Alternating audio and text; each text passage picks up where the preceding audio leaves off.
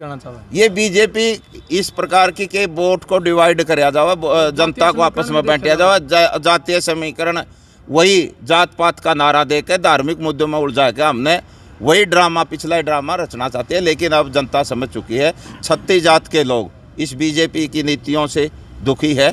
किसी भी जाति के लिए इसने कोई काम नहीं किया, सिर्फ ये जातियों का जहर घोलने के लिए सिर्फ।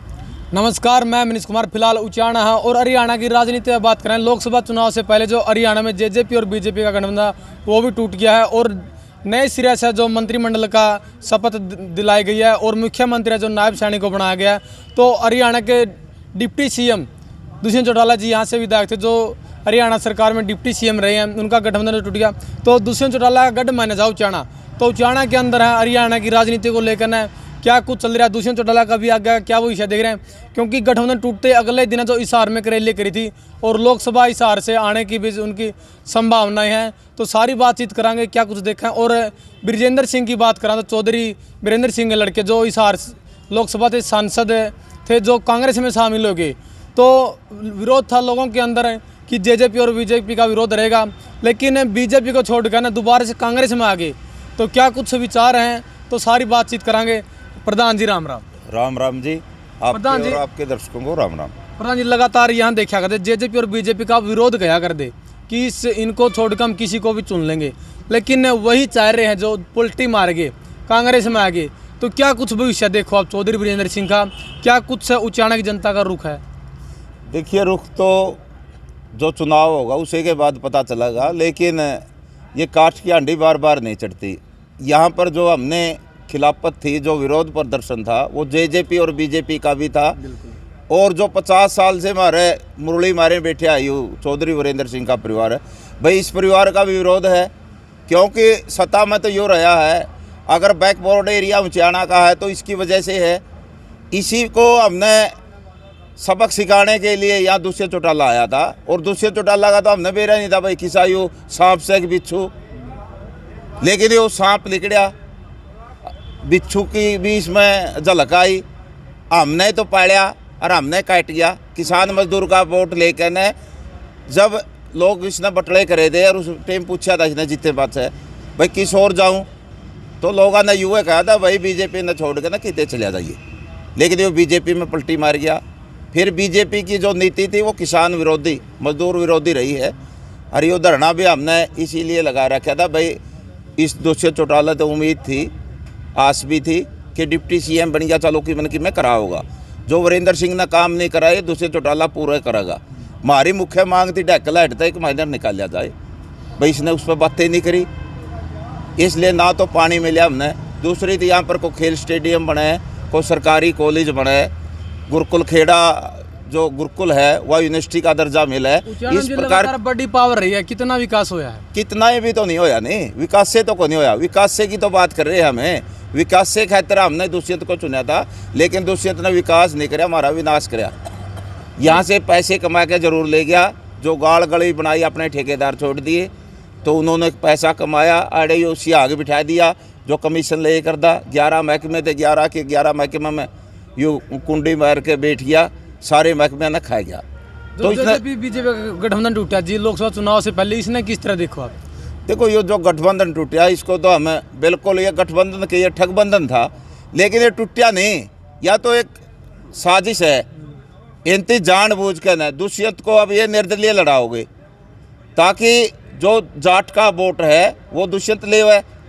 लेकिन अब हमें ये बताना चाहे भाई कुलसाई भी वोट को नहीं, 36,000 नहीं तो नकार दिया। किसान मजदूर जो भी है सब दुष्यंत के खिलाफ है, दुष्यंत ने कुछ नहीं मिलने वाला। लेकिन एक साजिश के तहत इन्होंने यो गठबंधन तोड़ा है। और मिल तो आया यू पूर्व मुख्यमंत्री है जो मनोहर लाल खट्टर, गठबंधन टूटे पाछे भी उससे मिलता फिर है, बीजेपी के बड़े बड़े लीडरों से मिलता फिर है। अब यो देख लिए 4 सीटों पर लड़ेगा, यो तो वोट को डिवाइड करने के लिए इनती सारा खेल रचा है।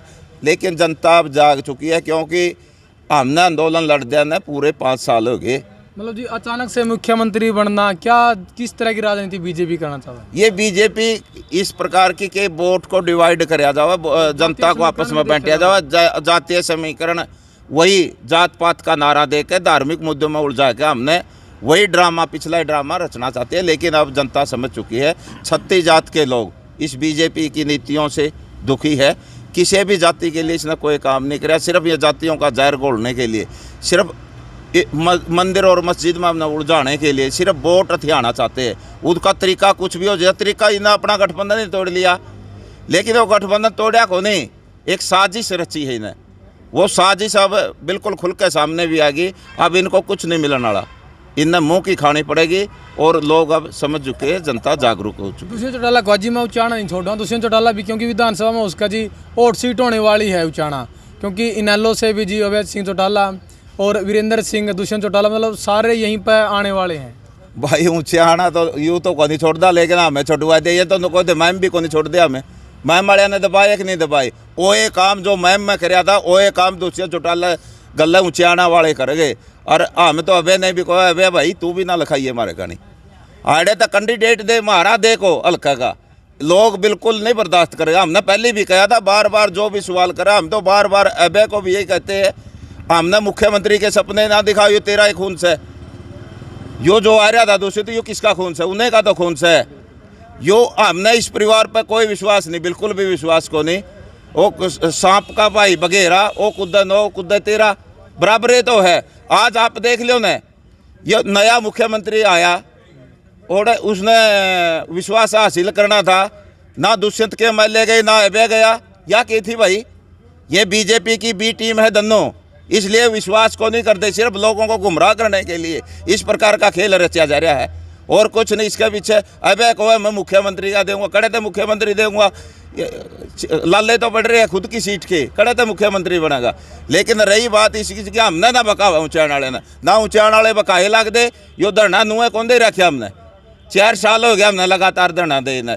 ऊंचाणा का कोई नया चेहरा, किसान मजदूर का बेटा अब की बार रण क्षेत्र में आओगा। और मैं नहीं कहूँ इन दोनों परिवारों ने, चाहे वो देवीलाल परिवार हो और चाहे वो वीरेंद्र का परिवार हो, इनने बजाण का काम करेगा। हमने तो शपथ ले रखी है, अरे हमने जो थी नहीं अब बिल्कुल हमने तैयार कर रखा, नया वो रोड मैप नहीं तैयार करे है। दिल्ली गए थे, हमें रोड मैप तैयार करके गए थे ना, तो हमने पुलिस रोक के नहीं ले दी, वो रोड मैप हमने बना रखा है। कोई किसान मजदूर का बेटा अगर रण में होगा और वो जीत हासिल करेगा, इन दोनों परिवार दबाने की कोशिश करेंगे हमें। और हमें अगर कोई बाहर का आ गया जे, उसका तो काला मुंह करके गद्दा पे बिठा कर चक्कर भी कटा हो गए। हमने यार रणनीति भी बना रखी है, लेकिन कोशिश ना करियो अड़े तक मारे ऊंचाणा का कोई भी आओ, ऊंचाणा में माँ बालक जामना को नहीं छोड़ रखी, अड़े कभी आदमी एमएलए बन सके है। कोई जरूरी को नहीं है 200-200 किलोमीटर था हुआ हमारे ऊंचाणा की धरती पर कोई है सपने दिखा हुआ है, कोई दूसरे सपने दिखा हुआ, कोई और है कहने सपने दिखा हुआ। हमारा अपना बीच का अगला विधायक होगा। लेकिन लोकसभा की बात करें जी, लोकसभा की दुष्यंत चौटाला जी उसका हिसार से चुनाव लड़ा है, तो लोकसभा में किस तरह देखो आप? लोकसभा में दुष्यंत पे केस है, पल्ले तो कोई कुछ है। वो परिवार ने उसकी दादी ने क्या कहा था, भाई मेरे अर्थी पर न लागिए, उसका दादा ने नकार दिया, उसकी दादी ने नकार दिया, उसके परिवार ने नकार दिया। ये नकारे और दुत्कारे हुए लोग हैं। अब काट की हांडी बार बार नहीं चढ़ती। पाछा हमने विश्वास कर लिया था, एमपी भी बनाया और विधायक भी बनाया, लेकिन खरा नहीं उतरा। अब लोगों ने नकार दिया। अब तो जो आड़े तो लड़ेगा जो जूत खाने बाकी रह रहे और वो जूत मारने की हमें हिम्मत रखे है। बीजेपी भी 400 पार की बात कर रहा है, खबरें चल रही है अब की बार 400 पार। मैं कहूँ 40 भी को नहीं आती बीजेपी की, सिर्फ प्रचार है। वो प्रचार किसका? मीडिया का प्रचार है। अगर सही तरीके से इलेक्शन लड़े, बीजेपी ने काम तो को नहीं कराया। अब किसानों ने देखना है दिल्ली के अंदर जो रामलीला ग्राउंड, किसी भी पार्टी पे बिना कुर्सी ला के भी बड़ी मुश्किल से गैदरिंग ओवर है करता, लेकिन किसानों ने और ठाडा ठोक दिया बिना कुर्सी।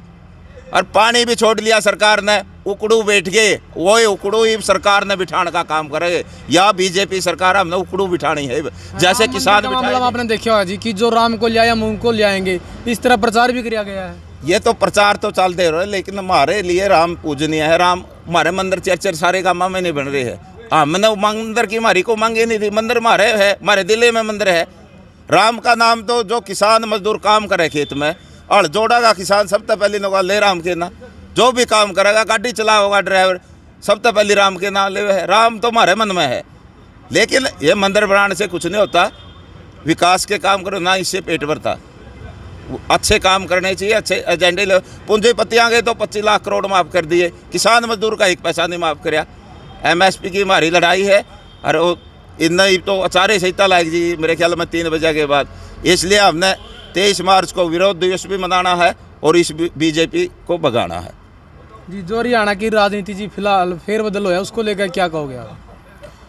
हरियाणा की राजनीति में हर चुनावी दल चुनाव के नज़दीक ये फेरबदल करता है, परंतु जनता ने इनको देख लिया। जिन्होंने भी फेरबदल किया है, किसान, मजदूर, शोषित, वंचित और गांव देहात में रहने वाला आदमी, इनकी हर बात को समझने लगा। जिन्होंने गठबंधन किए, जिन्होंने गठबंधन तोड़े हैं,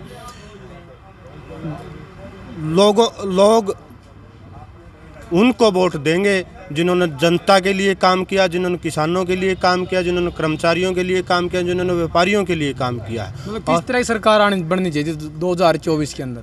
2024 के अंदर आम आदमी की सरकार होगी। आम आदमी का मेरा मतलब ये है, जो गांव देहात में रहने वाला आदमी, मजदूर आदमी, किसान का बेटा, कर्मचारी का बेटा, व्यापारी का बेटा, जो लोगों की